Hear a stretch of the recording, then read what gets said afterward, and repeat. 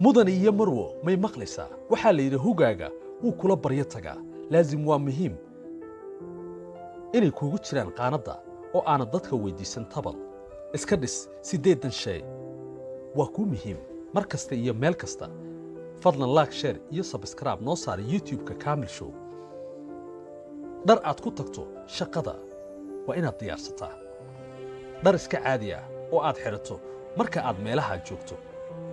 dhar aad xidhato xilliyada munaasabadaha sida xafladaha kulamada iyo waraysiyada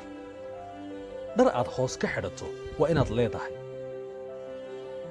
dhar sportis ah waa muhiim inaad leedahay oo aad ku tagto jiimka iyo goobaha ciyaaraha dharka hurdada waa inaad haysataa si aad ugu seexato habeenkii dharka dhaqanka waa inaad qaar ka leedahay iyo weliba dharka xilliyada sanadka ku munaasib ah sida kulaylka iyo qabowga hadday tahay jaakad koorar iyo wixii la halmaala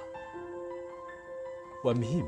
aniga iyo adiguba inaan iska dhisno labiska